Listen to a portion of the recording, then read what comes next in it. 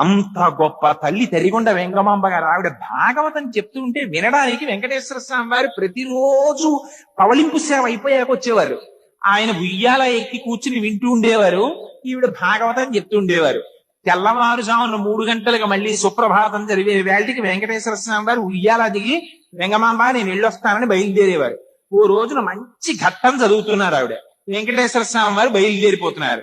స్వామి మీరు వెళ్ళిపోవద్దు, నా దగ్గరే ఉండిపోండి అన్నారు. అంటే ఆయన అన్నారు, నీలాగే ఎందరో భక్తులు ఉన్నారు కదా వెంగమాంబ, వాళ్ళందరినీ కాపాడాలి కదా, బయలుదేరుతున్నానన్నారు.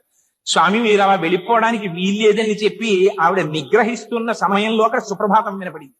వెంకటేశ్వర స్వామి వారు హఠాత్తుగా ఉయ్యాలలోంచి లేచి అంతర్ధానం అయిపోదాం అనుకుంటున్న సమయంలో ఆయన పంచెని పట్టుకుంది ఆవిడ. పట్టుకుంటే ఆ పంచ పర్రున సగానికి చిరిగిపోయింది. వెంకటేశ్వర స్వామి అంతర్ధానం అయిపోయి శేషశైలంలోకి వెళ్ళిపోయారు. అర్చకులు దేవాలయం తలుపులు తెరిచారు. కౌసల్యా సుప్రజా రామ పూర్వా సంధ్యా ప్రవర్తతే అని దర్శనానికి వెళ్ళారు. సగం చిరిగిపోయిన పట్టు పంచతో ఉన్నారు వెంకటేశ్వర స్వామి.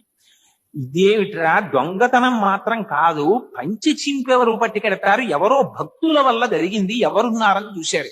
ఇంకెవరు, వెంగమాంబ గారి ఇంట్లో ఉందేమో చూడండి అన్నారు.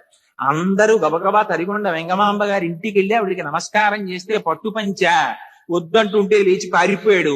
సగం చిరిగిపోయే పంచ నా చేతిలో ఉంటే మడత పెట్టి పూజా మందిరంలో పెట్టా, తీసుకుపోండి ఆవిడ. అంటే లోపలికి వెళ్ళి చూస్తే పూజా మందిరంలో ఉంది వెంకటేశ్వర స్వామి వారి యొక్క పట్టు పంచలో సగభాగం. దాన్ని ఊరిరిగింపుగా తీసుకొస్తుంటే ఆలయానికి మిగిలిన సగభాగం కూడా అదృశ్యం అయిపోయింది. ఇవన్నీ నా కల్పితంగా నేను చెప్తున్నాను అనుకుంటున్నారేమో, యథార్థంగా జరిగినటువంటి సంఘటనలు. ఆ తరిగొండ వెంగమాంబ గారు జీవ సమాధిలోకి వెళ్ళిపోయారు. ఆవిడ సమాధి ఇప్పటికీ వెంకటాచలంలో ఎక్కడుందో తెలుసా అండి?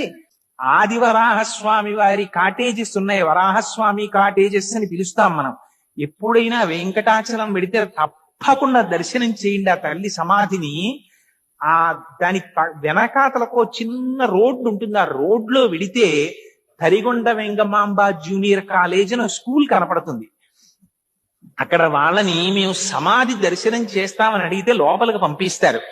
ఇప్పటికీ తులసి తోటి ఆ వెంగమాంబ గారి సమాధి అక్కడ ఉంటుంది.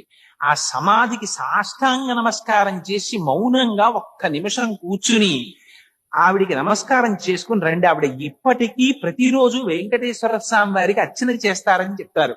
అంత గొప్ప తల్లి ఆ తరిగొండ వెంగమాంబ గారు.